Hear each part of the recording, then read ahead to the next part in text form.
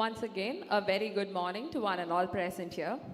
If day one was the spark, day two is the flame that carries Titanium 2026 forward.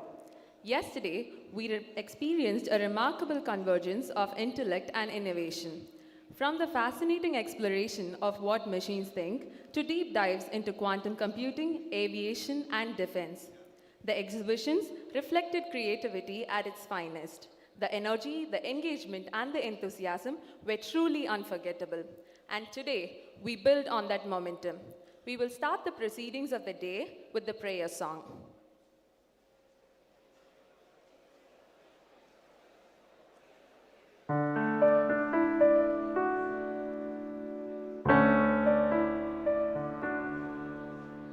वन्देऽहं शारदां विशारदां ज्ञानदां वरदां वन्देऽहं शारदां विशारदां ज्ञानदां वरदां वन्देऽहं शारदां विशारदां ज्ञानदां वरदां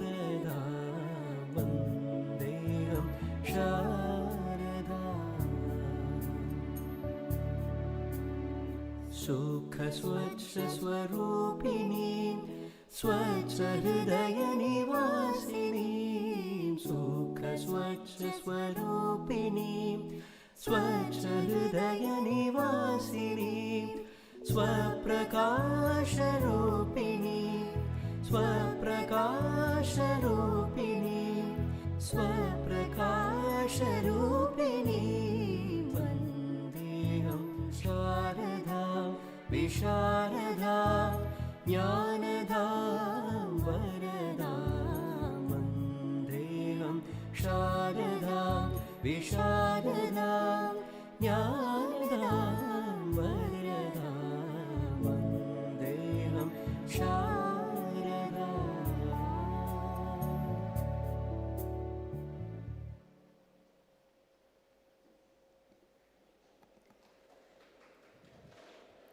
Day 2 of Titanium 2026 begins with a compelling panel discussion on the future of electric mobility, a conversation that stands at the crossroads of sustainability, technology, and transformative change.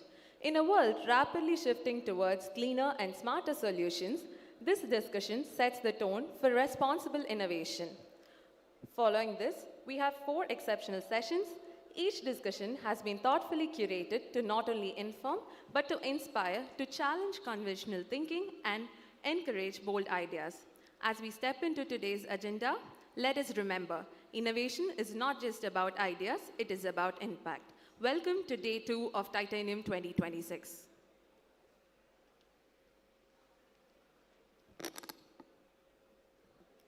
It is my pleasure to introduce our first panelist, Dr. Shankar Venugopalan. Dr. Venugopal is the Vice President of Mahindra & Mahindra, where he leads technology innovation, intellectual property, and capability building for the automotive and farm business. He also serves as the Dean of Mahindra Technical Academy, nurturing the next generation of engineering talent. With over 2 decades of experience in R&D and technology leadership, he has held key roles at GE, Honeywell, Dow, and Cummins.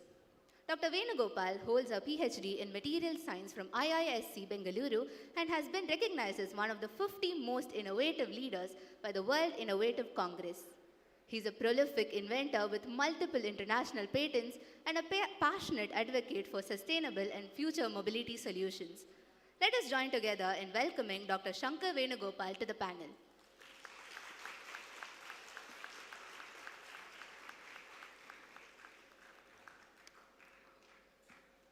It is a true privilege to introduce Mr. Paresh Patel, President and CEO of System Level Solutions, a globally recognized engineering and deep tech company. With over 2 decades of leadership experience, he has been at the forefront of innovation in industrial IoT, embedded systems, smart energy solutions, and EV charging infrastructure. Under his guidance, SLS has delivered cutting-edge technologies that bridge engineering excellence with sustainable impact. Mr. Patel's journey reflects not just technological expertise, but a vision to build solutions that shape the future of smart and connected systems. We are truly honored to have him with us today. I now welcome Mr. Paresh Patel to the panel.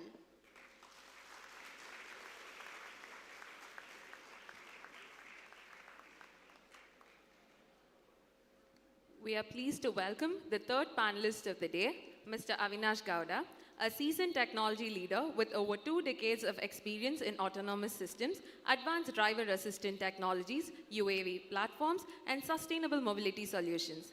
Having held key leadership roles at organizations such as IdeaForge, Continental, Samsung Electromechanics, and Genso Electric Vehicles, he has led large global teams, spearheaded the development of advanced mobility and surveillance technologies. His work includes contributing to Level 4 autonomous drone systems and EV traceability frameworks that support evolving transportation ecosystems. With multiple patents, research publications, and active involvement in mentoring startups and incubators, Mr. Gowda continues to contribute significantly to the intersection of research, industry, and emerging mobility technologies. We are glad to have him with us today as a part of this discussion. Let's welcome Mr. Avinash Gowda to the panel.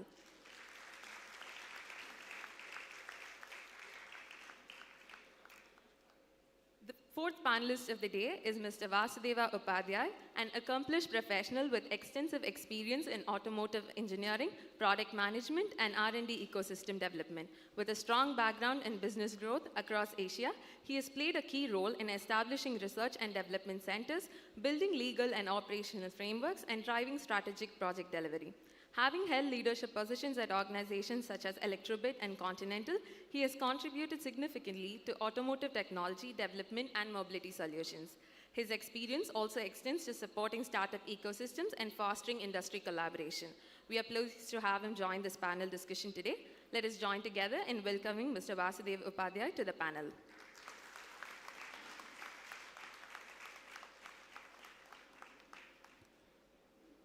Let's welcome the moderator of today's panel discussion, Mr. Sumantra Vibhuti Barua, an experienced media professional with strong background across broadcast, print, and digital journalism.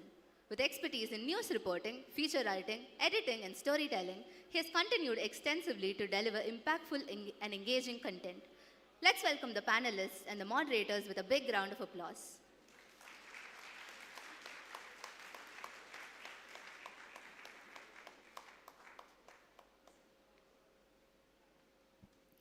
We hand over the session over to the panelists now.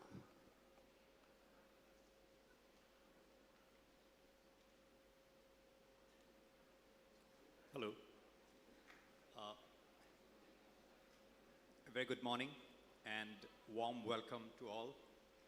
At the outset, I would like to congratulate the management, the authorities, and the students of Rajalakshmi Engineering College for putting together what I believe the first of its kind tech fest of this scale, and which I think would easily qualify as one of the biggest across India in its first edition itself. So hearty congratulations. You know, it's not that every day I get an opportunity to come and participate in a conference or more than that, even moderate in an educational institution. I've been moderating, attending conferences, hosting conferences for many years now, done a lot of panels, but something like this I really, really cherish because an educational institute, be it as a primary school or be it an institute of this caliber and scale, it's a temple of knowledge. And visiting a temple is always a very special occasion. So thanks to the authorities for inviting me and giving me this opportunity. And it's my pleasure to be playing the role of the moderator here. And I would also like to add, even after all these years, every such session, in fact, every interaction with professionals like our esteemed panelists is a very, very good, enriching experience for me. And I cherish them a lot. And today will be no different, I'm sure. And especially for you students, I think this is a fantastic opportunity. Perhaps, not perhaps, most definitely, the insights certain technical knowledge, perspectives. Basically, all in all, the knowledge, the richness of the knowledge that you will gather by having this opportunity to listen to and also interact with, professionals like the esteemed panelists here and in other sessions, would you cannot put a value, and definitely it would be worth maybe months, if not years of knowledge in classrooms. So make the most of it, and please, in this session also towards the end, we have enough time. Please take the opportunity to interact with the industry leaders, and great to have such a wide spectrum of representatives from the EV ecosystem, because unlike the traditional automotive industry, while it is also an automobile, and EV is also an automobile, but the thing is, the dynamics are very different. Here we talk about the EV ecosystem. Unless the ecosystem delivers or progresses or evolves at the same pace or grows at the same pace, the EV electric mobility story will not succeed, or even if it progresses, it will not progress well. Which is why, because this is an emerging industry, emerging technology, evolving technology, so all the more reason for the entire ecosystem stakeholders to come together and push the technology envelope, and thereby also evolve the industry. And at this stage, I would also like to highlight the role of academia, because the automotive industry has always been a canvas for technology, right from the first automobile, which was developed 140 years ago. By the way, this is a 140th anniversary of the first automobile by what is now known Mercedes-Benz, right?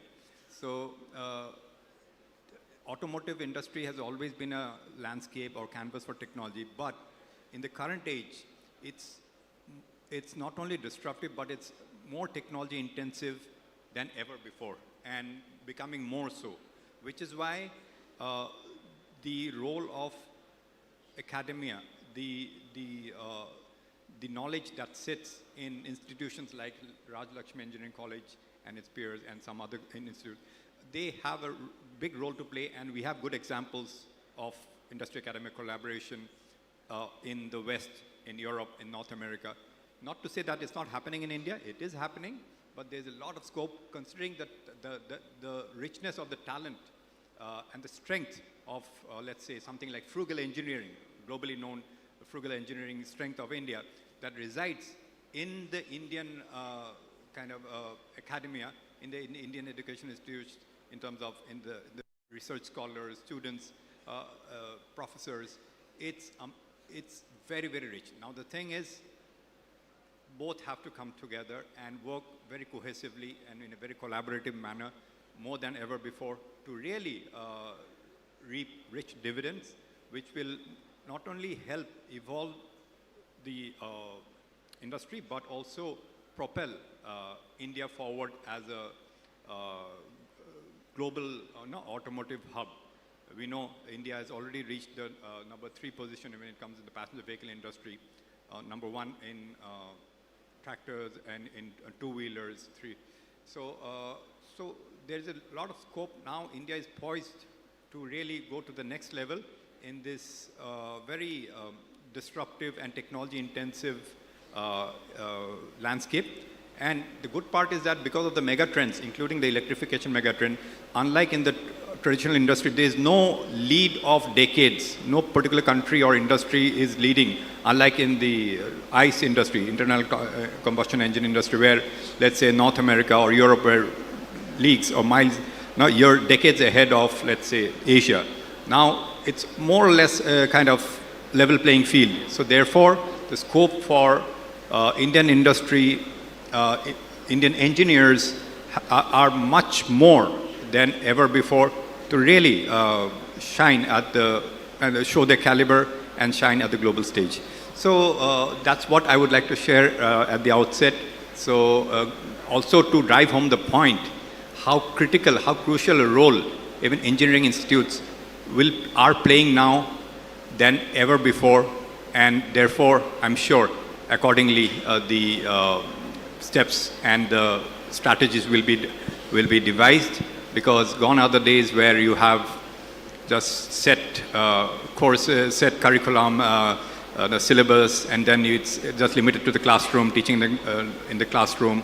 But the times have changed, so the nature of, or the approach towards knowledge gathering, developing skills, technological capabilities, the innovative mindset, it has to be developed in a different way than earlier. So great to have the esteemed panelists here with us today. Thank you very much, gentlemen, for sparing your time. And what we were thinking is that at the outset, if you would like to share your thoughts or your perspectives on the emerging and evolving electric mobility landscape, be it through a presentation or through a short talk of 5 minutes or so, please, you're more than welcome. And after that, we get into the discussion. Yeah. So, Dr. Shankar, you would like to go first? Friends, I'm Shankar from the Mahindra Research Valley, which is about an hour's drive from here. And very happy to be here. It's such a beautiful event that you are doing. And I really loved your mascot, Adi, so much. Means a lot to have a 3-day dedicated event around innovation and new technology. It's brilliant. So I have 3 points to make. I'll do that in the next 5 minutes. First is, if there is anybody here in this audience who doesn't like your smartphone, can you raise your hand? Anybody? No? Okay. Those of you who cannot resist checking your smartphone every 10 minutes, can you raise your hand? Hey, come on. Be honest. Hey, come on. Please. Please be honest. Okay. So, whatever you can do with your smartphone, now you can do it with your car too. You can charge your car the way you charge your phone. You can have new apps appearing every other day, creating new features in your car without you going anywhere. It will happen automatically over there, updates. A lot of it is software driven. A lot of it is powered by AI, so that your car is no different from the smartphone that you love so much. So in a nutshell, that's what is happening to the car. And we are truly excited about it because we have young engineers like you, 4,000 engineers working at the Research Valley, which is just 1 hour from here, building these cool new products, the electric vehicles and what we call the software-defined vehicles. You must have seen some of the BEVs, the born electric vehicles from Mahindra in recent times. So those are built by engineers like you. So if you want to be one of those engineers building such cool products, what you need to know, you need to become a mobility engineer, which I am sure not only this college, most other colleges may not offer a degree called a mobility engineer. At best, you could be a mechanical engineer or an electrical engineer or an electronics engineer or a computer science. But what the mobility industry needs is a hybrid engineer who knows all these 4 areas: mechanical, electrical, electronics, basic programming skills, ways to use AI, a whole bunch of things. So it's up to you to figure out how you can use this time that you spend here to pick all the skills that the mobility industry really needs. So don't limit your learning to only what happens in the classroom. Look for opportunities like your summer internships, find mentors from the industry, participate in hackathons and competitions to build all these skills, and most importantly, your ability to collaborate with fellow engineers from other domains. That's going to become one critical factor for your success. Why should we do this? Because this is a once-in-a-lifetime opportunity where India will be able to lead in an emerging technology. There have been so many opportunities where we are following, but this is one unique opportunity where we can lead. Some of the problems that we are solving for India, we can take it to global markets and be the first to do that. This is a once in a lifetime opportunity. This is not only about being in the top 3 economies, but also being in the top 10 global innovation index. If we do this, we can do that. So this is a brilliant opportunity. I'm so happy that each one of you are getting into the industry when multiple technologies which are exponentially growing are converting into products like the car, which so many of you will be able to use and use your experience and insights to drive innovation in the right direction. So I'm really, really very happy for you, and I'm available if you need anything you want to know from the industry, you want to bounce your idea and see how you can scale it up, how you can put it in a product. I'm just 1 hour away from here. I'll be most happy to work with you all here. Thank you so much for inviting me to be part of this panel. Thanks so much. Thank you, Dr. Shankar. I would just like to stress upon what he appealed to you. I would like to, thanks once again, Dr. Shankar. I would again like to stress what he said towards the end. Make the most of his presence here today, because it's not every day that a technocrat like him you have access. So, of course, as he invited you, you're welcome to visit MRV also, but I'm sure you wouldn't want to miss the opportunity that is presented to you today. So next, I was talking about ecosystem, right? So, yes, Mahindra as an OEM is developing very interesting and exciting electric vehicles. But if the rest of the ecosystem is not equally geared up, then I don't, definitely the potential success of an OEM would be limited. Yeah, so let's hear it from Mr. Paresh, who is from Verde Mobility, and they are involved in the chargers, which, as we all know, our charging infrastructure is one of the most critical point, if not the most critical point, after the battery pack for the successful, for paving a successful path for electric mobility not only in India, but across the world. So over to you, Paresh, for your initial thoughts. Thank you. So nice to be here. Very nice entry. Kudos to the university for putting all this stuff together, or the engineering college to put all this stuff together.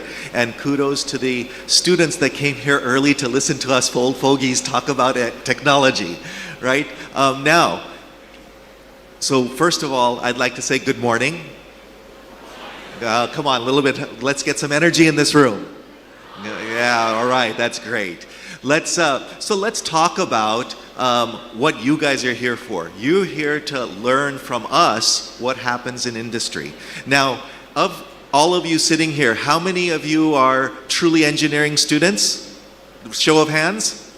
All engineering, right? And then how about software engineering? How many of you love coding? None of you love coding? Come on, show of hands. Well, you're going to be out of a job. ChatGPT. ChatGPT is a tool, and I wanted to let you know that what you're learning here at this university, make sure you make, as Shankarji said, make sure you make the most of this, right? Because in the industry, there's an ecosystem.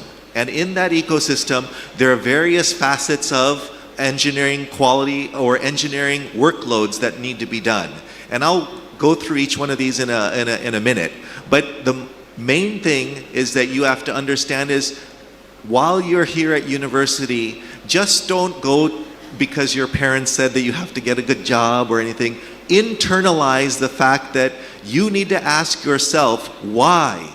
Question why you're doing stuff. Question how a program works. Question why your circuit works. ask those questions and understand deeply what's going on, because it's the fundamentals that drive the industry. We want engineers and we want students to come out of universities and colleges that understand the fundamental technology that's behind it. So now when you take a look at, ChatGPT, why did I make that statement that, those who are writing software, ChatGPT will take over? Because ChatGPT now, with a few prompts, you can write a set of code, a working set of basically applications that are there. So what, if that's going to do that, what is in it for you? If you're learning software engineering, you're learning all these things, you have to couple it with reality, because ChatGPT is not going to touch hardware. ChatGPT is not going to touch a car. So what Shankarji talked about was mobility engineering. Anything that touches the physical world that needs software, that needs intelligence to move forward, is what you need to understand, and you need to have the fundamentals to do that. So when we talk about the EV ecosystem, yes, we make chargers which are at the forefront of charging cars. So you have the car as a technology platform, as Shankarji also said. But then the car also acts as a battery. There's something called V2G right now that's coming up. India is still not there yet because the cars don't support V2G. There's some trials happening. V2G is vehicle to grid. That's where I take energy from the car and pump it back into the grid. But right now all the cars support V2L, which is vehicle to load. That means in the car, I can plug in my mixer, I can plug in my other things and power it through a 3.3 kilowatt power plant inside the car, right? So you have the car as being like an extension of you, an extension of your house, like an extension of your mobile phone. Then when you look, so that's the car engineering, and there's lots of engineering that happens within the car. Then you have the charger, right? The charger is basically going to deliver that energy to the car, but it's going to only deliver it when the car says I want it. So when we talk about a 240 kilowatt charger that's maybe installed somewhere, but if the car basically is only geared for 50 kilowatts, it's only going to request 50 kilowatts, and that charger will deliver the 50 kilowatts. And so the idea is that, how to design these systems. There's a lot of engineering work on the chargers, how to put that together. There's embedded systems, there's softwares, there's, and then there's operations, there's management. All these things combine to do that charger. There's you can say a micro ecosystem within each one of these. And so then now you have a charger. Then what about moving forward? Okay, how is that energy delivered? Where is it coming from? Is it coming from my solar? Is it coming from solar? Is it coming from coal? Is it coming from nuclear? And how do I make sure that energy gets there? So there's transformers involved, right? The next generation of chargers are going to have transformer-less chargers. That means that I'm bypassing the charger and I'm using the newer technologies like silicon carbide and other things to basically go from 22 and 11 kilowatts down to 415 volts AC. So that's another facet that's there, power engineering that's there, where you're touching the hardware and you're touching the physical world. Then that leads to, okay, so now you have, how do you manage the loads in this? So, when I'm waking up in the morning and I have my car charging, I have other things charging, and then in the surrounding society, everybody's charging their car, all of a sudden the transformer is starting to heat up. And then at some point in time, it can blow. And that's happened in the UK. Transformers have actually blown because everybody has turned on their kettles and their chargers at once. So, how do you manage that? So there's an entire software regime and scheme that needs to happen for that one. And that's called grid management. So it goes back and, you start saying, I can talk for hours on this, but I only got 5 minutes. I just wanted to give you a very high level view of the ecosystem that's there, where it's just, when you talk about EV and mobility, it's starting from, the car, and it's going all the way back into the grid and everywhere in between. And then when you look at, how is the energy generated? You have power plants. Is it hydrogen? Is it green energy? Is it green hydrogen, black hydrogen, purple hydrogen? You're saying, how is hydrogen colored, right? But it's the method of generation of that hydrogen, right? Purple hydrogen is from nuclear, right? Green hydrogen is from solar. How do you use all of that? And how do you make the entire ecosystem? So you have, the sky is the limit for all of you here to basically figure out what niche that you want. And you have to basically, everybody becomes an engineer, but you have to have that passion, say, this is what I like to do, and go after it.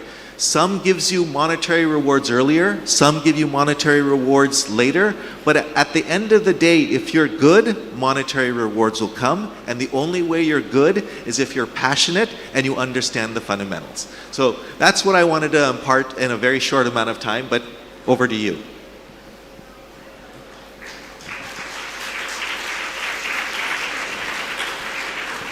Thank you, Paresh, for putting it so well. And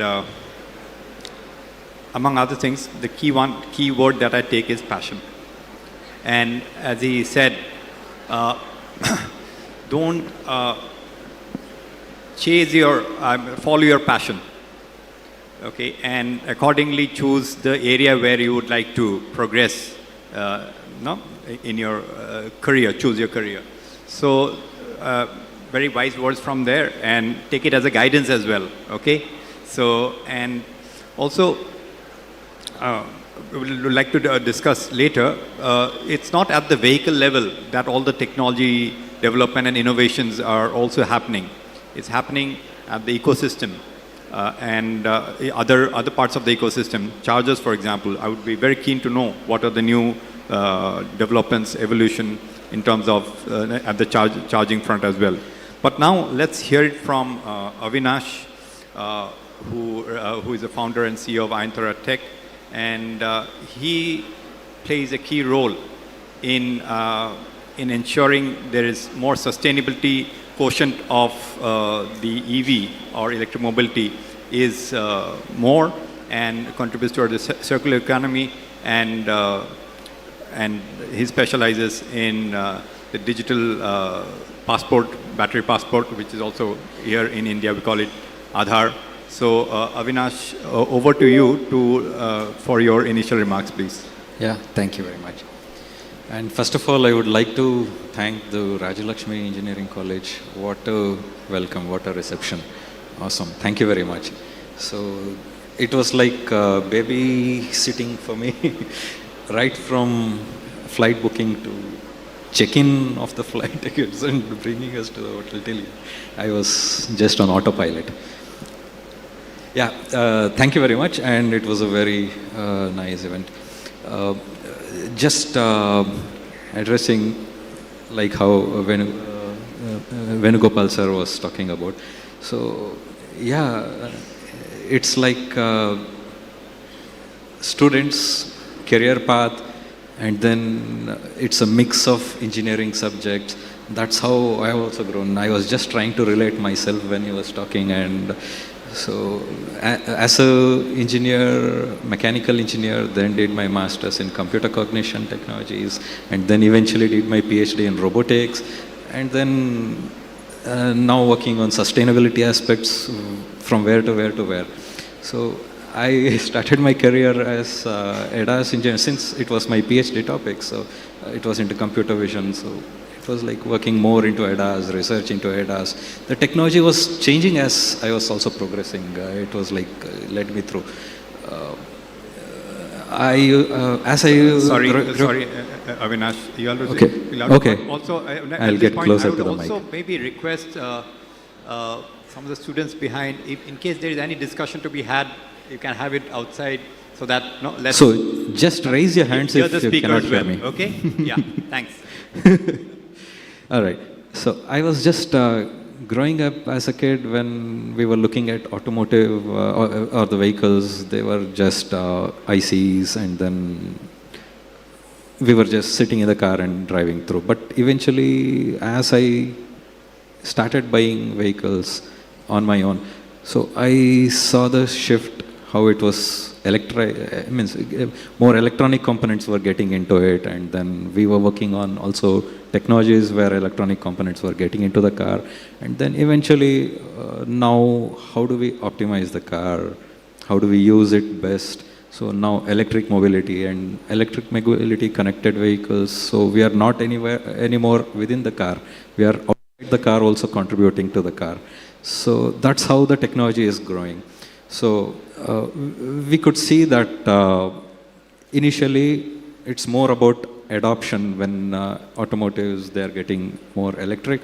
It's more about adoption.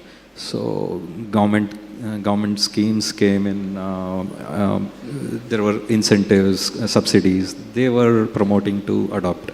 And then an era came where scaling happens, where the infrastructure around the EV or the electrification started. So coming up with charging networks, or even enhancing, enhancing the place where you can, more people can buy and use the cars.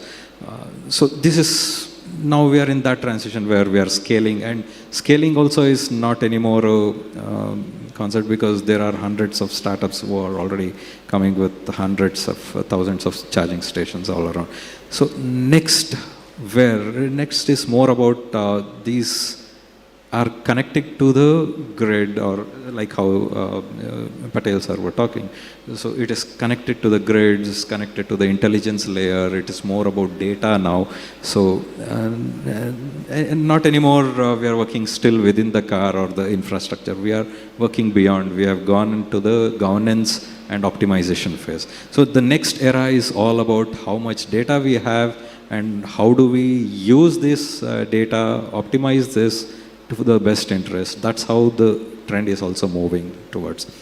So in this context, also my, coming back to the career I was talking about, so computer vision, I was researching more about computer vision. So there again, mobility, I was thinking about how we bring these vision capabilities or intelligence into the vehicles, and then it moved into the drone sector also. So again, the drones, they become intelligent and bringing all of this.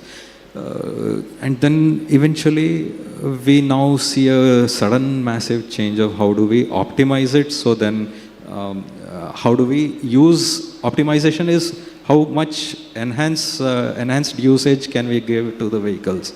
So for that, we have to ensure that there is a circular economy also, which can be brought into the concept.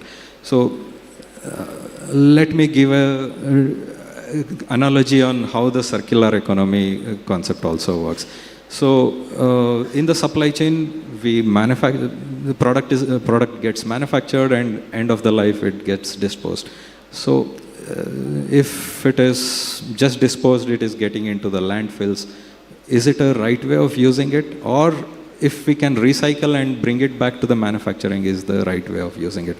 So batteries being half of the cost of the entire electric vehicle, almost half of the way, is it, if the battery is entering into the landfill, is it a nice way of using it? Most of it, when it is like imported, we don't have, or we may have mines, but we don't actually commercially extract it still in India.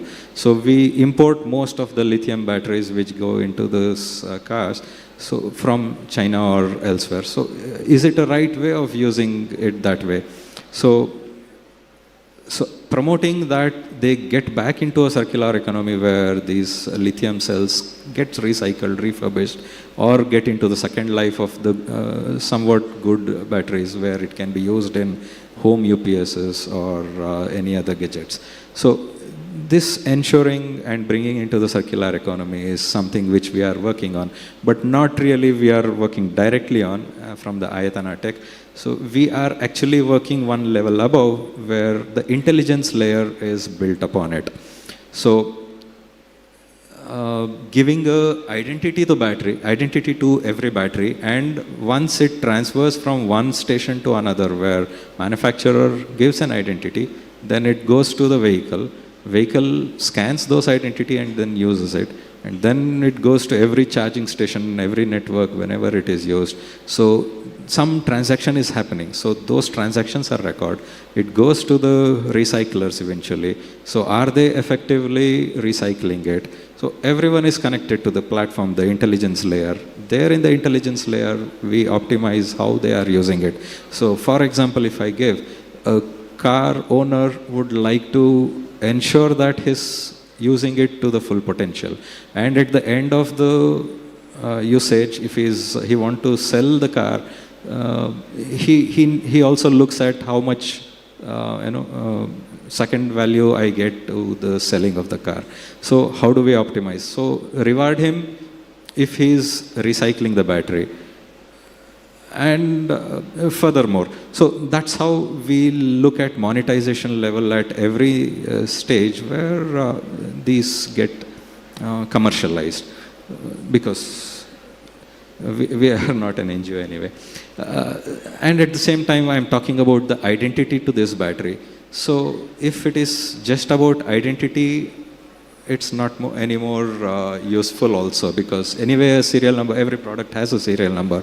So identity is also traced along the supply chain, and the materials which go into these batteries are also traced along the supply chain, and ensuring that it also reaches the end of life and ensures that it gets recycled. So this is something which we work on. And why I'm talking about all of this, where multiple stations, multiple technologies are there, because I'm addressing to almost 70% of the people here, students. There is a scope of so many areas where individual can work and contribute into many areas. So scope is big. It's just how you find yourself suitable to a particular specialization and adapt to it. That's something which you can also take away from this.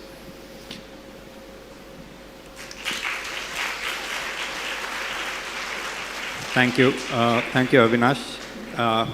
And as he rightly said, especially to your students, the scope or the areas where you can explore or you can contribute could be much more than you think there are.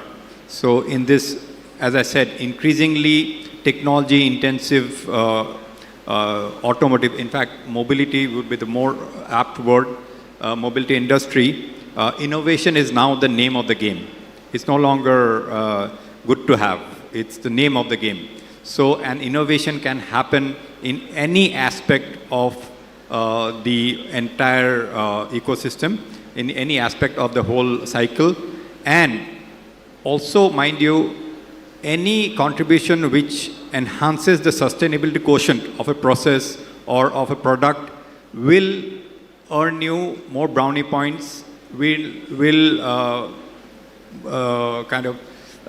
make you more in demand. So therefore, keep that in mind.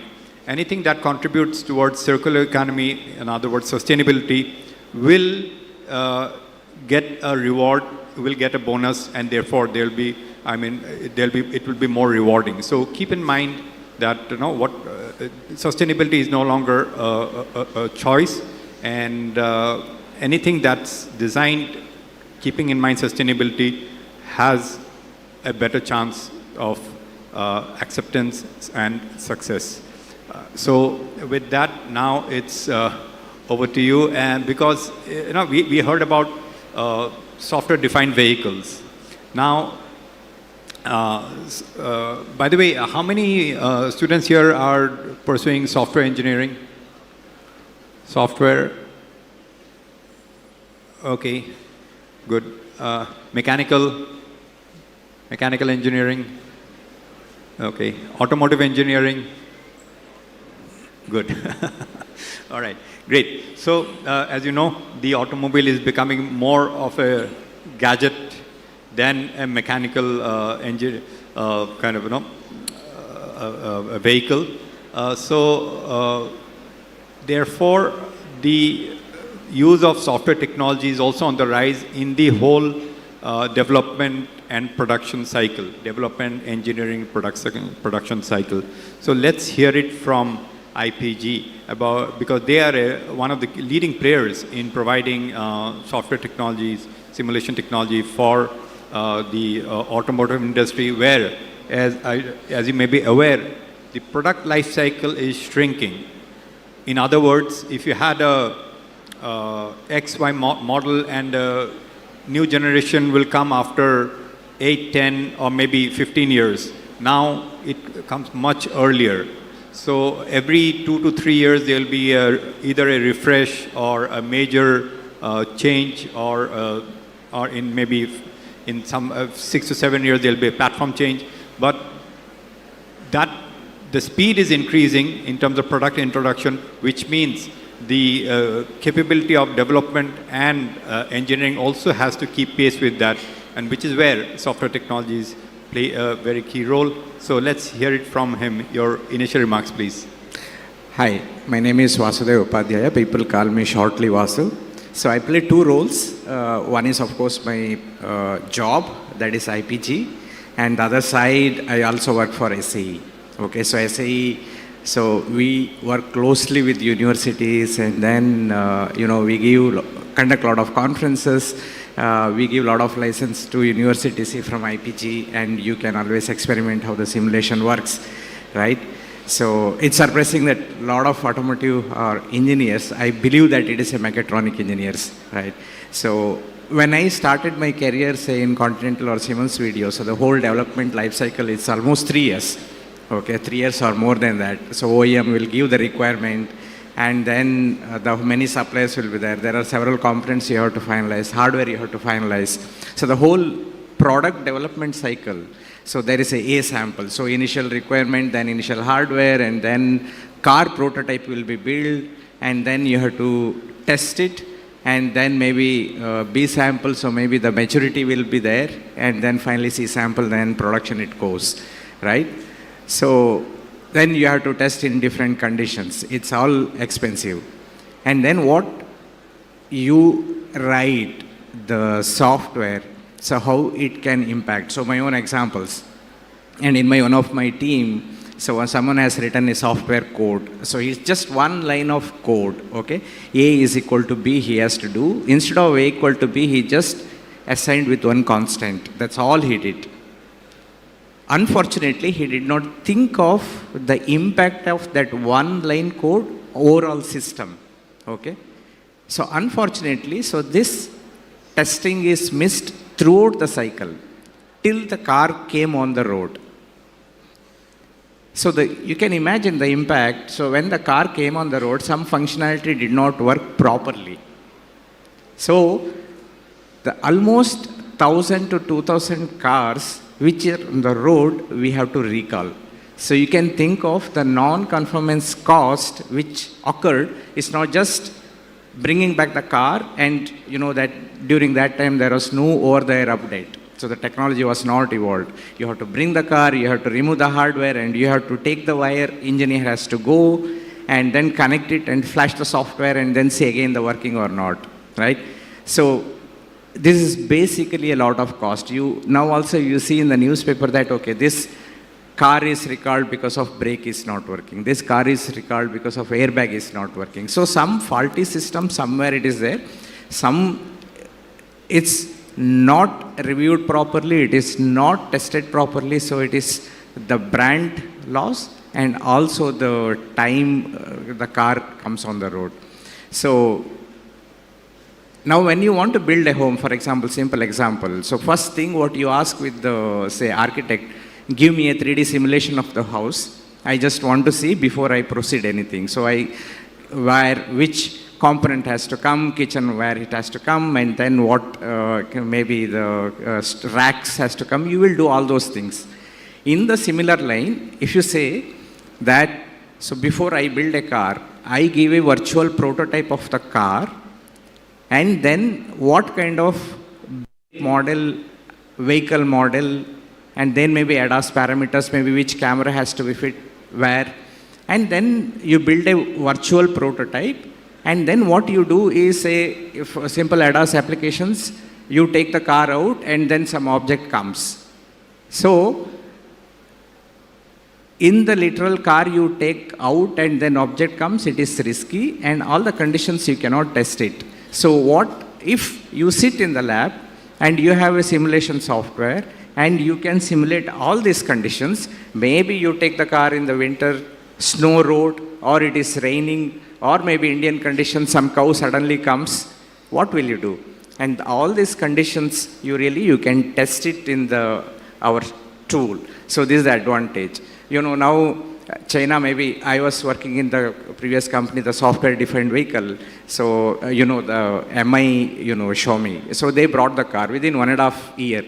How they are able to bring? So they simulate and they work and the car will come within 1.5 years. So this shrinkage of the 3 years to 1.5 years, you really need. One is cost, second is quality, third is the performance. So these are the three important parameters you have to focus and use the simulation packages and test it.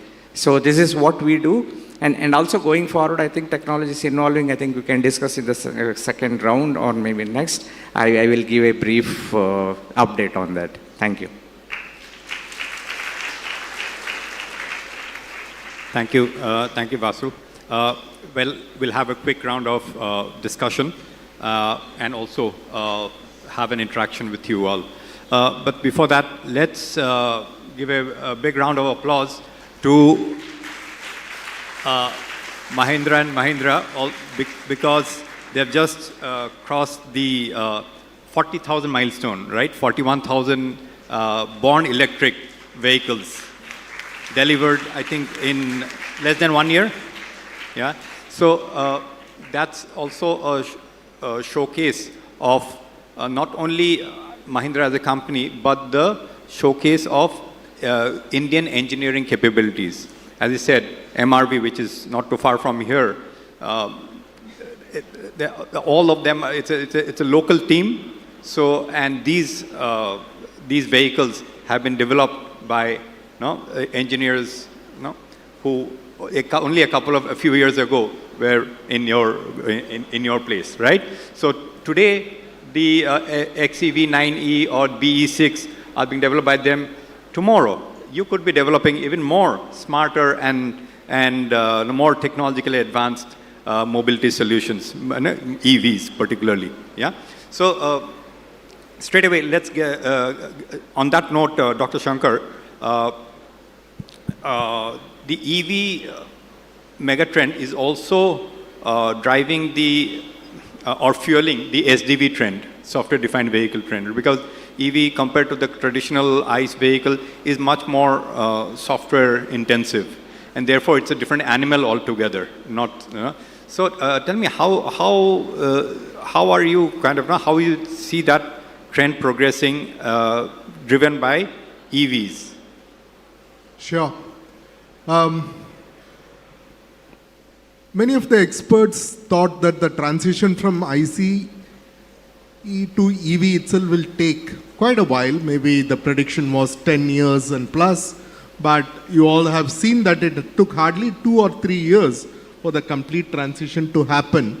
So that was just like that. Before you realized, it was all EVs. So it was very fast. But that was a relatively easy transition, I would say, now looking back. Because it was hardware to hardware transition. From a mechanical hardware, you're talking about the electrical and electronic hardware. Still, it is a hardware which, as an engineer, I can see, I can take it, I can turn it around, I can tap it, so many things I can do with it. So it's still a hardware. But the next transition, hardware to software, was quite a leap. And it was good that we did the EV part, then the transition to software became a lot more easier with a lot more electronics and software in place.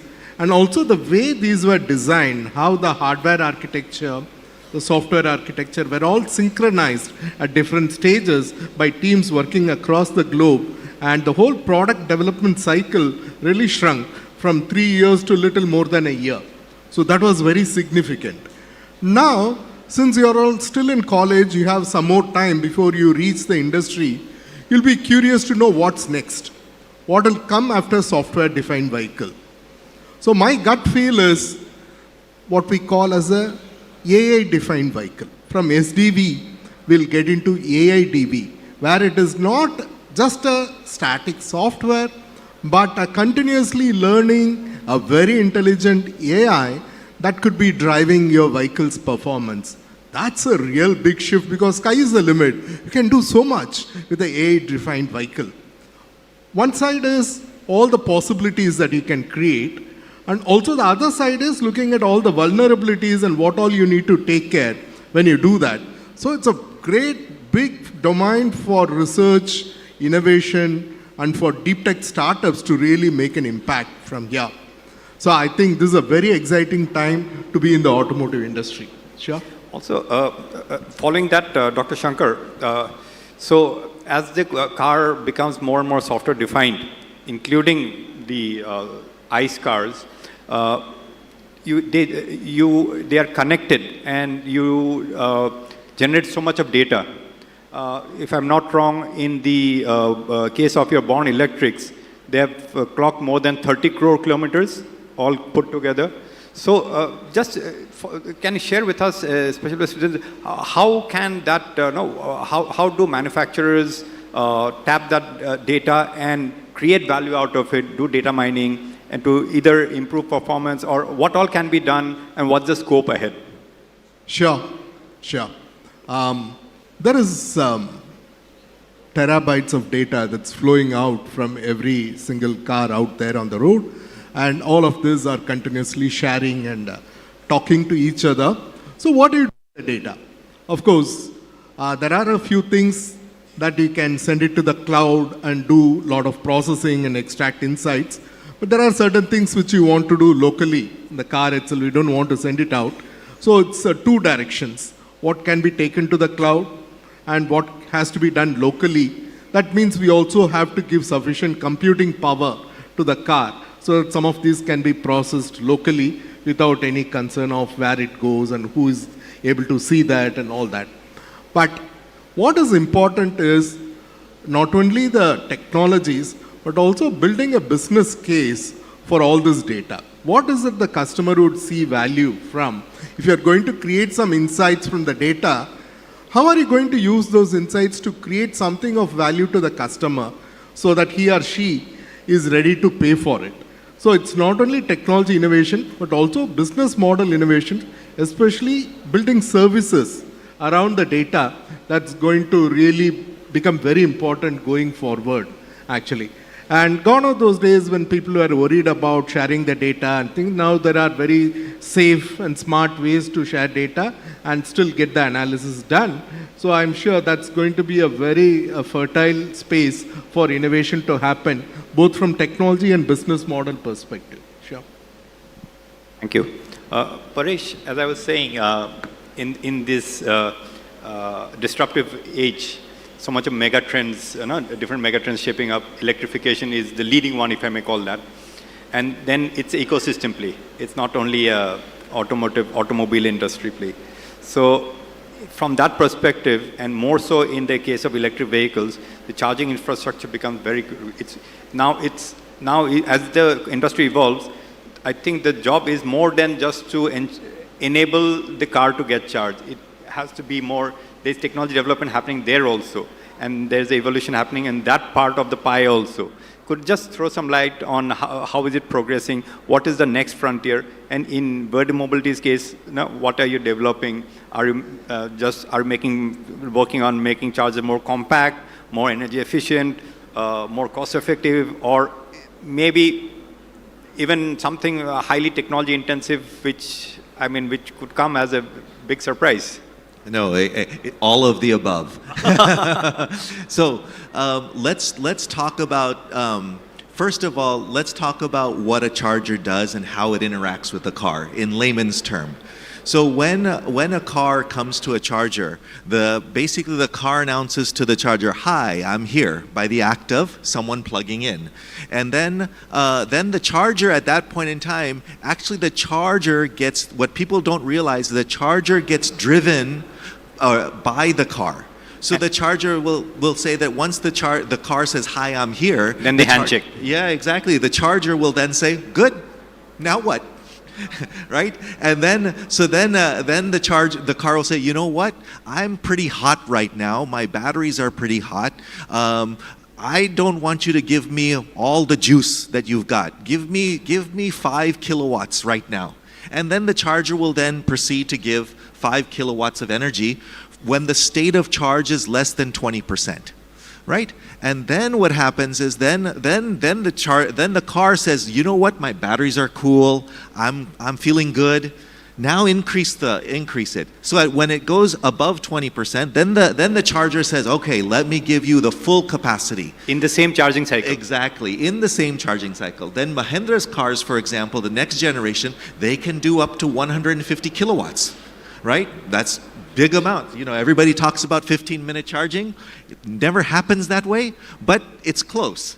So then now the car says after 20%, it starts shooting up and saying, I'm really good. My batteries are cool. Now give me as much kilowatts as you can. So then the charger then proceeds to do, "Okay, got it." It starts giving more and more energy to the car. Then the car, while it's charging, the car's batteries heat up, actually. Right? And then the car will say, "You know, wait, I am getting a little bit hot, ratchet it down a bit." And then so that cycle, that conversation happens between the car and the charger. And then at 80%, then it doesn't matter what the car wants, or the charger wants to give. The car says, "You know what, I'm at 80%. Now I have to just ratchet down to, if you're giving me 50 kilowatts, now give me 30, and up 30, then as it starts getting towards 100%. So in that whole cycle, that's where, you know, the battery technology comes in, that's where the car technology comes in. In that whole cycle, there's lots of innovations that need to move forward on this. You know, one is on the car itself, the battery.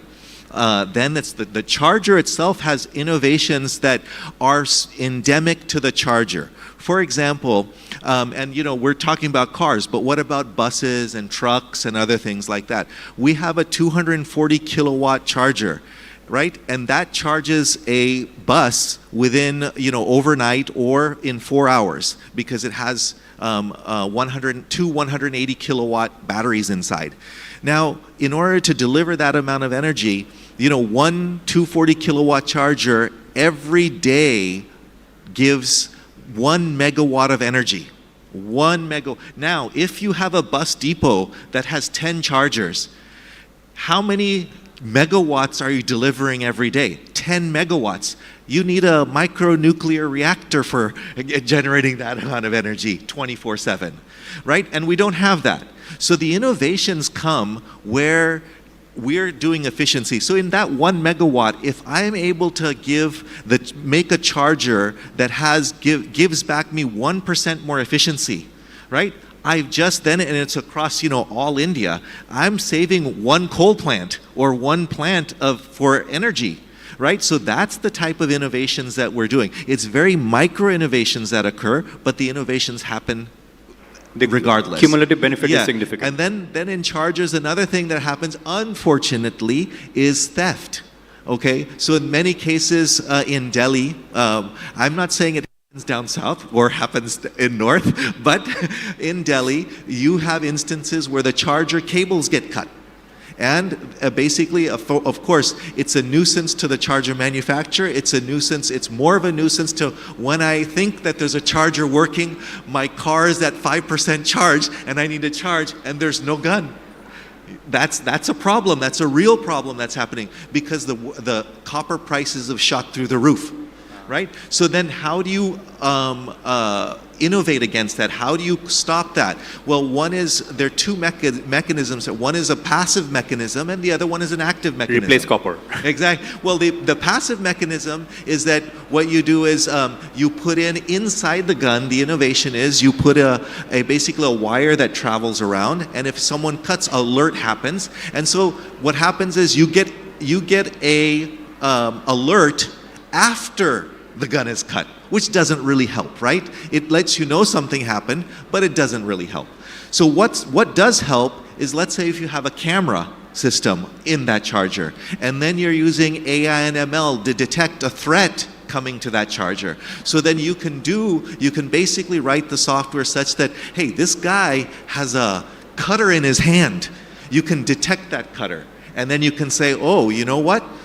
This guy is going to be doing something malicious, and you can alert people in advance. You can then put out a siren or a hooter, as you'd call it here. I just found that out a few weeks ago.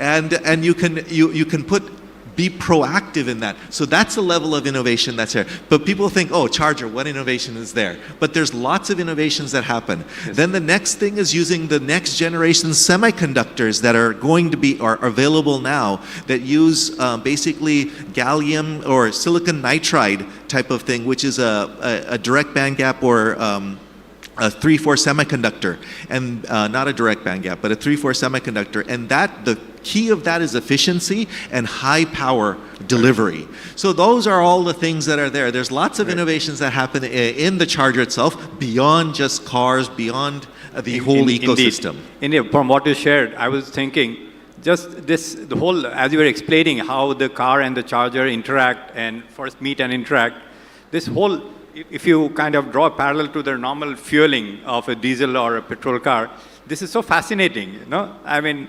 in a conventional car, you just go and it's just pour fuel into the tank, and here it's so dynamic and so kind of not so much of technology and innovation involved. It's really fascinating, and it's going to become even more so. So thanks for sharing those insights. Just one tidbit, you know, when we touched about the whole EV ecosystem for EV charging, it's, you know, when we talk about India, the cars are there, we have manufacturers that are really gearing up to introduce EV cars.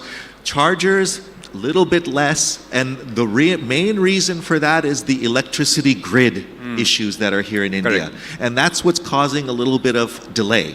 And but otherwise, the mindset for everybody is here, right? And then one fact, though, is that people say, oh, it's too slow. I say, no. When you look at the ICE engine adoption in the United States, do you know how many years it took to build up the entire gasoline or petrol infrastructure? Network. It took 25 years. And we're still only in 5 years for EV. Yeah. So take that as out. Not doing too bad. Yeah. Super. So Avinash, quickly on the battery side, no? One is, you have this digital battery passport, and that's very specialized. Just also, can you throw some light on, for the benefit of the audience here, in terms of where do you see this battery technology evolving? Today, lithium-ion is the technology option of choice. It's a workhorse, tried and tested. People are talking about some other options as well, and including, let's say, sodium-ion. So how do you see that part of the electric mobility pie progressing? Also keeping in mind that there's a need to be more and more indigenous and less dependence on imports for raw materials. All right. So basically, if we look at the battery passport itself, it's a regulation which is about to come maybe in the next year as a digital battery passport in European Union as a regulation will be launched next year, February 2027. And even the same concept in India as a battery passport, we call it as battery Aadhaar or BPAN, battery pack Aadhaar number. That's how they abbreviate it. So that's only the guidelines have come in the last December, and regulations are not yet out. So that coming into practice itself is seen in the days to come. But adoption, as I was talking earlier, adoption phase is over. Now it's about scaling. Scaling from IC means the electrification scaling, it's happening. And massive scaling is happening. And in future, 2027 onwards, till the next 10 years, you can say it's more about governance and optimization. This is how the world is moving towards. But having said this, how does this digital battery passport or battery Aadhaar as we call it in India, how does that concept work? So let us just ask anybody here in this room have no identity at all of your own. If you have no identity, Does just anyone raise your hand. here not have an Aadhaar number? Anybody with no Anyone Aadhaar here number? without an Aadhaar card? Nobody is here. So let us imagine if there is somebody who is not having an identity of their own, or maybe having a fake identity. Imagine the kind of consequences that a person can bring if he is not having one.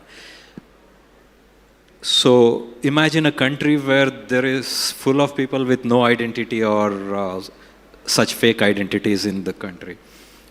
Imagine how the economy of that country would evolve. So that is the kind of economy we were also thinking it. So now let us again look at how having an identity benefits us. So now I can just walk in through the gates of the airport. I don't need to even show my passport and everything. Your face is your identity. Internally it is connected to your Aadhaar number, and then somewhere you're matched, and then gates open automatically. You enter the airports, and then security checks, and then even if you have to go to the hospitals, you just have your digital record. Everything is mapped, and then when you walk into some other hospitals, your those digital records are coming back. And then you have a continuity in your health system monitoring. If you go to your insurance, that is also connected to your identity.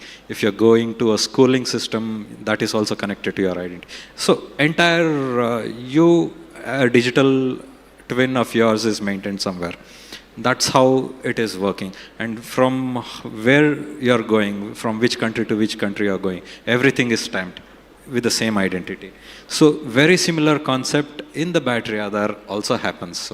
So battery, once it is getting manufactured, it gets an identity. And then as it crosses the stages, it gets into a car, it gets mapped onto the vehicle identification number. And then it goes to a charging station.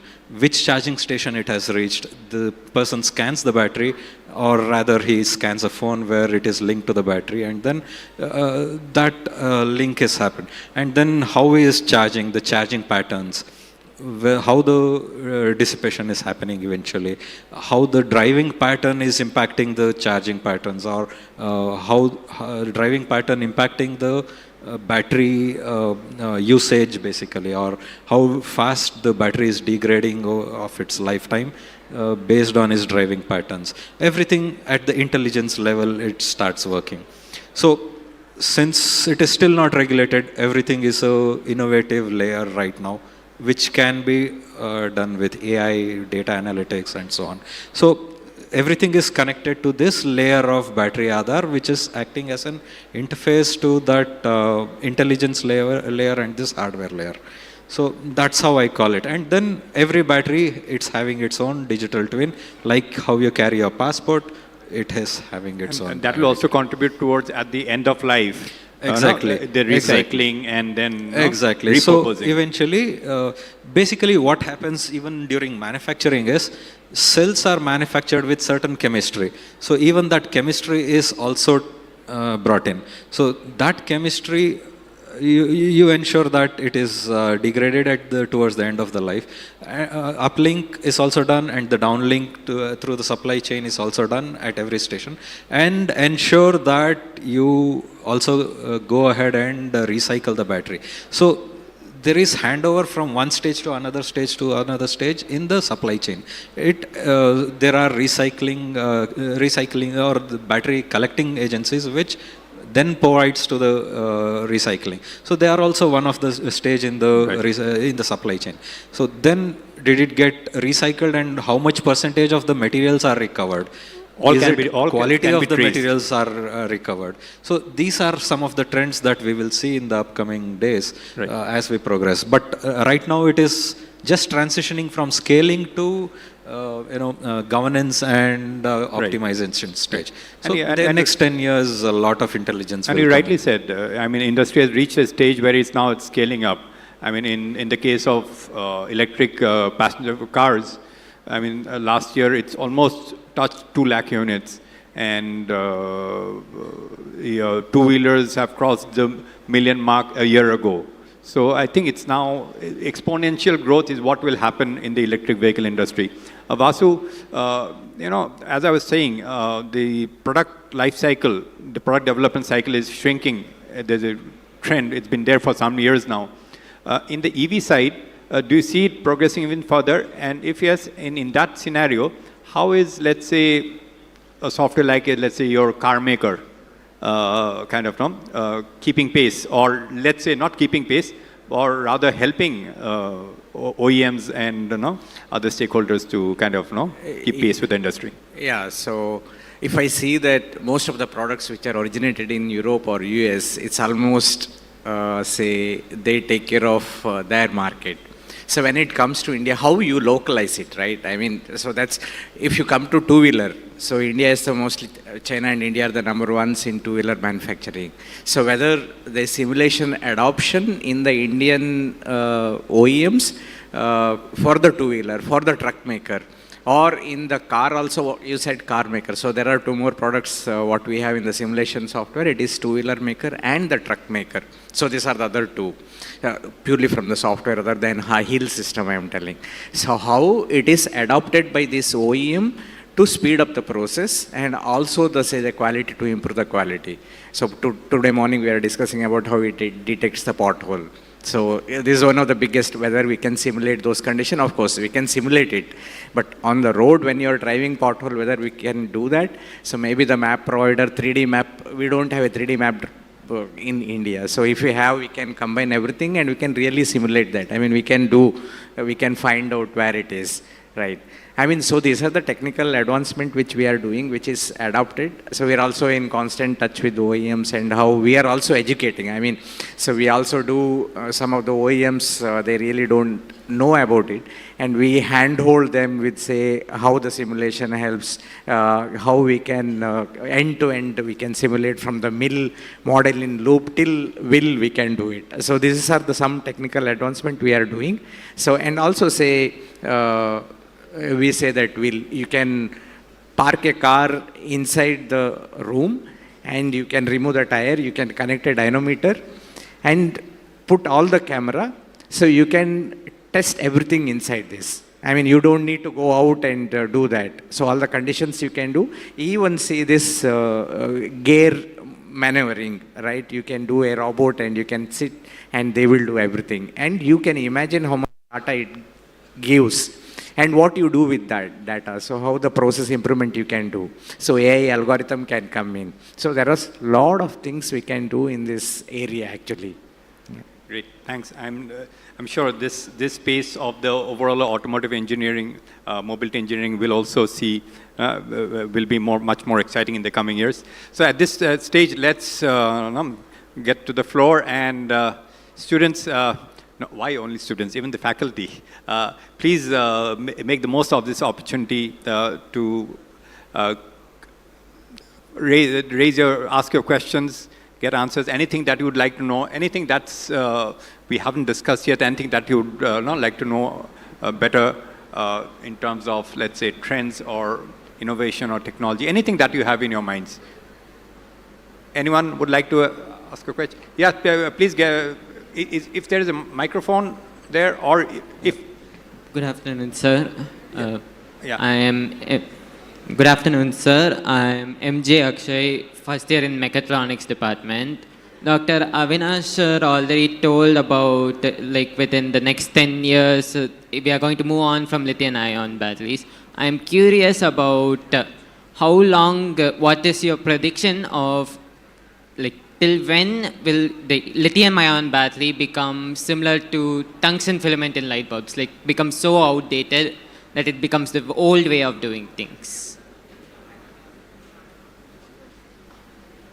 So we can just look at battery as a battery, whether it is lithium, any chemistry for that matter. It happens. I mean, there will be evolution of the chemistry which keep changing.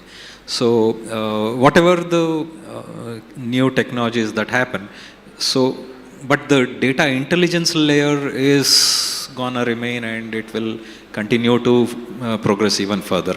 Basically, you're creating a digital twin of your battery, and then try to optimize for whatever chemistry that is there.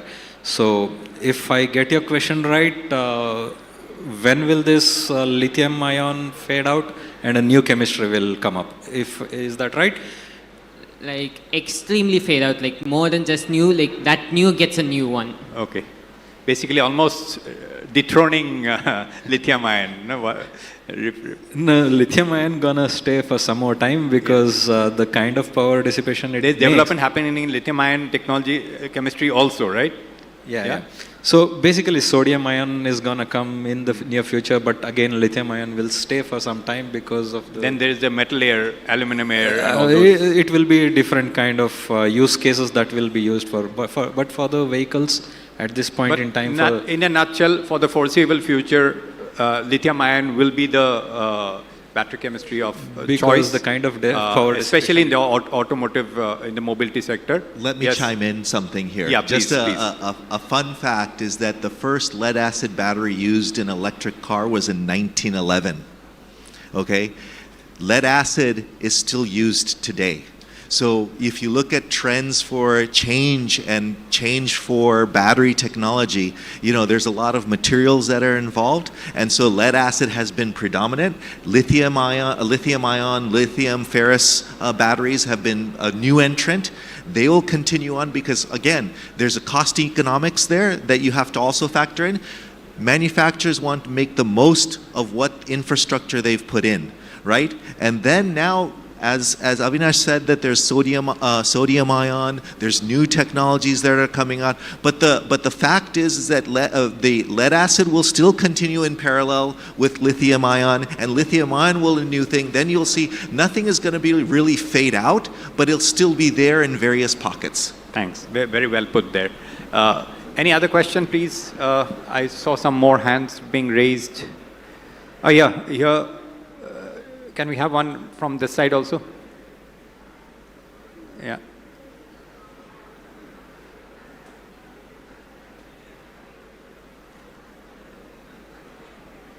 Good morning, sir. Myself, Sudarshana from Department of Automobile Engineering, third year. So, in your opinion, will V2G become a realistically mainstream in India?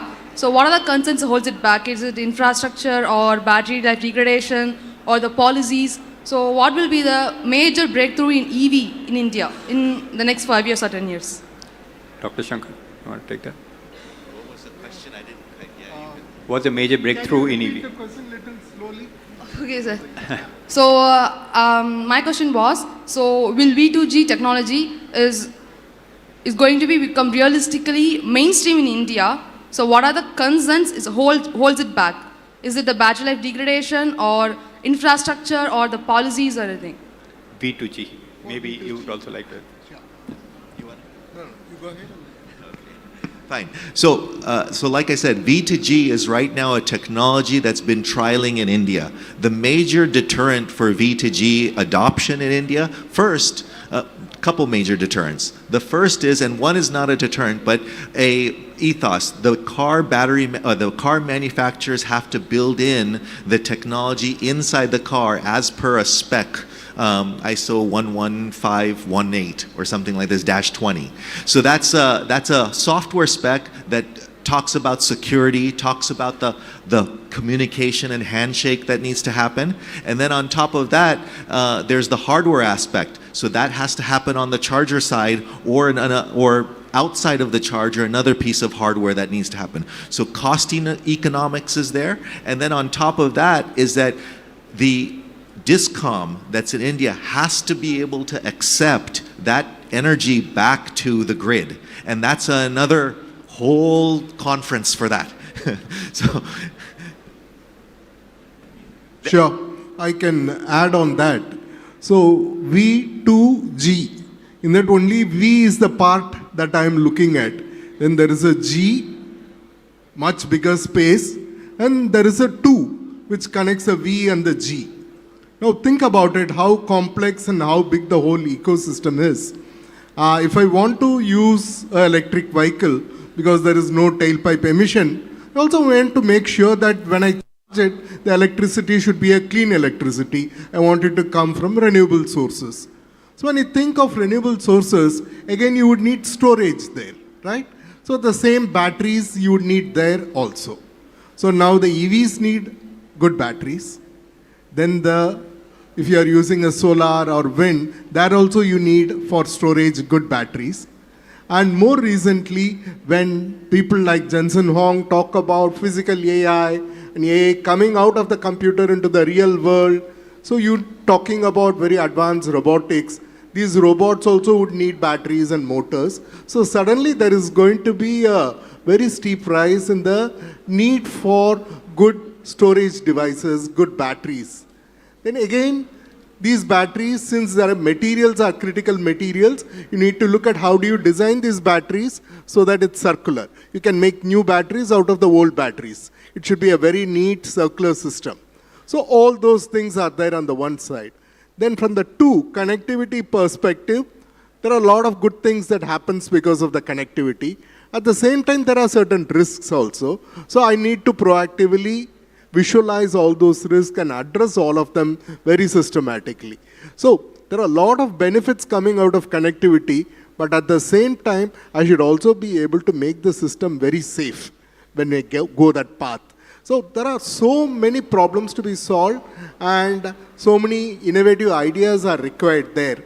So I think this is a very good space for you to start looking at in terms of student projects during the time that you spend here, so that you'll be ready for the industry, because it really cuts across many different domains. Indeed.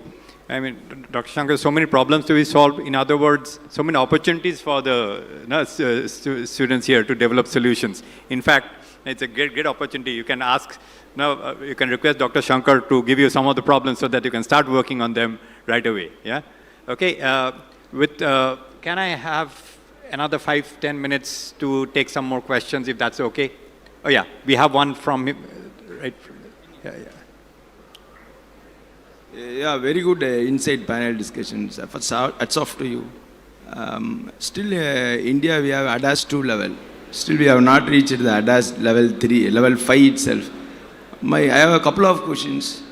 Will ADAS 5 will suit for an Indian ecosystem? That is my first question. And the second question is, will the electric mobility will completely rule out the IC engine, IC based locomotive system? That is the second question. How affordability it is for the low level peoples? How about the maintenance?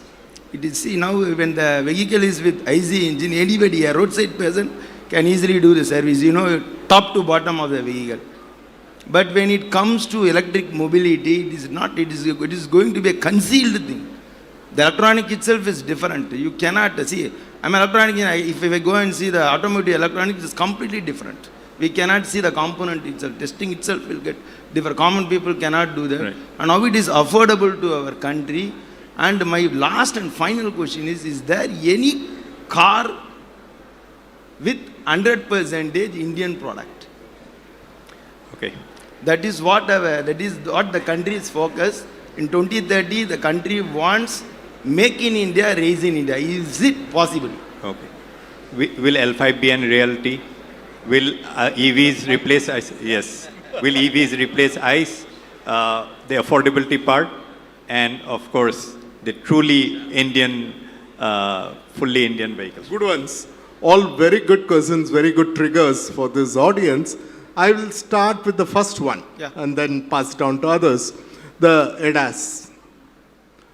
So you wonder many times when you're on the traffic trying to navigate, will it ever be possible for an autonomous vehicle to navigate? But it's equally important to look at other use cases for autonomous. We started off with the autonomous tractor. where there is an acute shortage of manpower in villages. So when an unskilled person has to drive a tractor, if there is a reasonable level of autonomy there, it's going to help them to manage the tractor. That's where we started with. We learned a lot of things from there, which you could bring to the cars also. Today we are in between level 2 and level 3 autonomy, and I think that will continue for some more time. But if you are looking at tractors, you can very easily extend this to construction and mining, border patrolling. For example, why should we risk the life of a Jawan in Siachen Glacier? We can have an autonomous vehicle going around and doing all the reconnaissance. All this is possible. There are plenty of use cases which are here and now where you can look at even a level 5 autonomy. Do that, learn from that, and by then the technology cost also will come down, and you will also know to handle it much better when it comes to city driving condition scenario. What will be easy is when all the cars are at the same level of autonomy. But if you have a mix of different things, level 1, level 0, level 1 and level 5, that's where the challenge is going to be really. Sure. Just imagine if, some of us were familiar with the AEB, Advanced Emergency Braking, which is in L2 vehicles. Imagine your vehicle is equipped with AEB and there's an obstacle and suddenly it brakes and the driver behind wasn't prepared and it's not equipped with AEB. Imagine what could happen. And there are cases where there's something that has happened. So therefore, I think, as Dr. Shankar said, a high level of autonomy will create more value in the kind of applications that he mentioned, where there are risk factors are also much lesser, but a more controlled environment, and the value proposition is far more though in those scenarios. Yes, please. Just one add-on to what sir was talking about. So ADAS, you were talking about ADAS, autonomous, completely autonomous. So let us look at it from ADAS perspective. ADAS starts from level 1, 2, 3, and it goes, it vanishes. ADAS becomes autonomous vehicles beyond 3, 4, 5. There are levels of autonomy there. So level 5 is completely autonomous. To get there, it is about the use cases, what sir was talking. Yes, rightly so, wherever we want to. But in a scenario, probably you are coming from the point of view of on the roads, how we use it. It's for Indian ecosystem. For Indian ecosystem on the roads. So we will maybe we have to get there again in use cases like parking scenarios. I'm talking this basically because most of my career I've worked on ADAS and building ADAS systems. Only now I have transitioned to this battery ecosystem. But yeah, in this we try to do a fully autonomous system or partially autonomous system or assisted systems in a controlled environment like parking systems. Or it is like a highly controlled environment like highway environments, where there is no much chaos, still people try to follow some of the rules, most likely, hopefully. So such scenarios, some of the level 3, 4 features can come in. But in controlled, very slow maneuvers, like in parking system, parking lots, automated parking, completely autonomous parking can be. You get off the car, you just press a button in your phone, the car goes and finds a parking slot. It just maneuvers very slowly, goes and parks it. So these kind of use case based adoption will come in the days to come. In the case of, let's say, the Tata EV or a Mahindra new EV has that feature of calling remotely, right? Exactly. And what I can tell you is expect more advanced ADAS systems in Mahindra vehicles, because just the other day there was an announcement of Mahindra and Mobileye. Mobileye is the world's leader when it comes to autonomous driving technology provider. It's an Israeli deep tech company. They have signed agreement wherein they will be more advanced use so of my take on ADAS is it's actually twofold. Okay, there is the technological issue or the technological side, but there's also societal side. Okay, so when we talk about societal side, is that I was in San Francisco and I took a Waymo, fully automated, fully out of no driver. It was going through the things. But why can Waymo work in San Francisco? Because everybody is following a set of rules that Waymo knows. Here, I don't think there's a rule that people follow, because the rule is there's a piece of road and I can use it any way I want to. You know what, Paresh? This reminds me, your former organization, Continental's former CTO.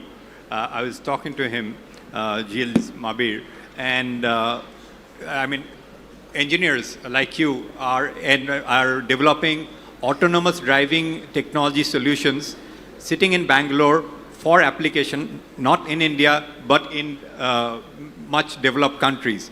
And that's a center of excellence, global center of excellence, sitting in Bangalore, manned by Indian engineers like you, developing solutions. And he also told me that we want to make sure that we want to develop a solution where if it works in India, and if it works in India, it will work anywhere else. And who will develop that?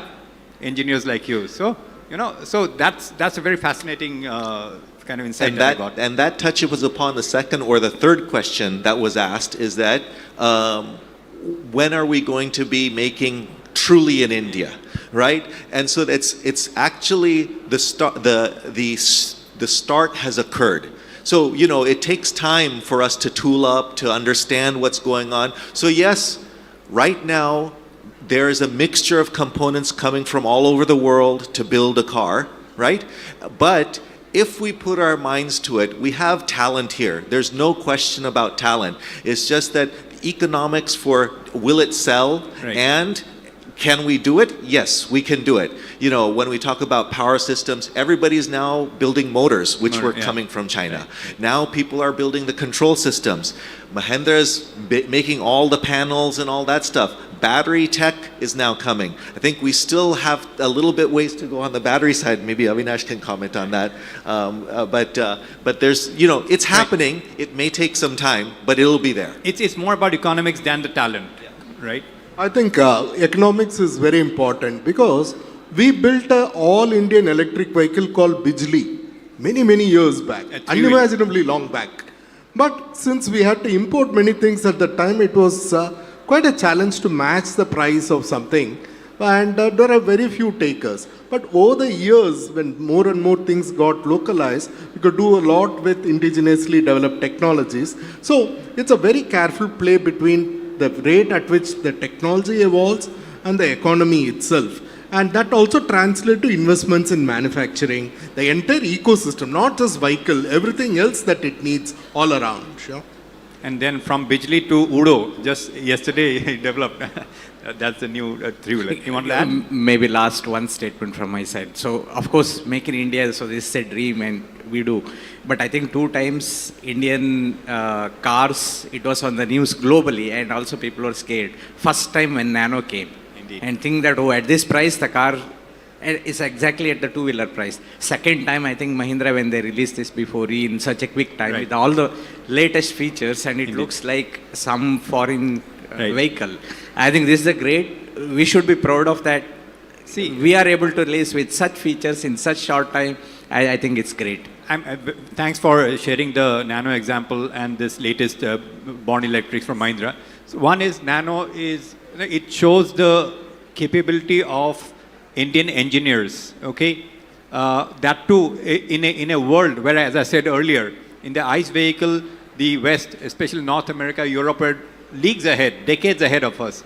But it's Indian engineers, an Indian company which developed, and not only developed and manufactured, industrialized a project which took the world by surprise. There were a couple of global leaders wrote it off, but at the same time, another set of global leaders of global car manufacturers took note of it, appreciated it, and got inspired and developed new projects in their own organization. Another example I would say is the Renault Kwid, developed largely in India, not too far away at Mahindra World City RNTBCI by Indian engineers. And that was the seed of that inspiration was the Nano. And Carlos Ghosn, the former chairman of Renault Nissan, was really inspired, whereas some of his peers may have kind of wrote it off, but he was inspired by the Nano, and he got someone to develop to an expat brought him here to Chennai and work with the Indian engineers to develop what is the Quid now. And Quid, as we all know, yes, it did not really topple Alto as the most best-selling car, but it was, till date, it's the closest competitor to the Alto, right? So that is the power of this thing. And cut to now, we are having Born Electrics by, again, an Indian manufacturer, which is making some of the other big guys really sit up and take notice. And in fact, trying to see how can we match to the economics. They have the engineering wherewithals, but when it comes to giving that in a package of what is available now at a cost with which this comes, it becomes very, very difficult. And that is one edge that India has, and thanks to the engineering talent here. And therefore, a lot more opportunities for you, a lot more scope, and of course, a lot more responsibility for institutes like Rajlakshmi Engineering College also to really groom and provide the platform for the students, future engineers to emerge. One quick point. Yeah, please.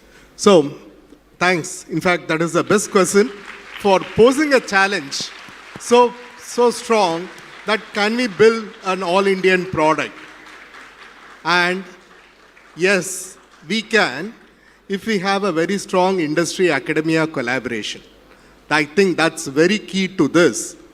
So the answer is yes, we can build an all-Indian product, all-Indian hardware, all-Indian software, and all-Indian AI. All three coming together, but we won't sell only in India markets. We'll take it to every single market across the globe. Right. I think that should be our aspiration, really. I think we can all very easily do that. Your generation has that advantage, absolutely. Indeed. On that very encouraging and positive note, I think we can close this session unless there's one last question anyone would like to ask. Quickly. Yeah? Okay. Sorry. Yes, I'm told that we have run out of time, but thanks a lot and for your patience listening. And to the esteemed panelists, thanks once again.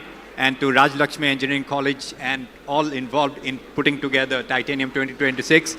A huge round of applause once again. Many congratulations.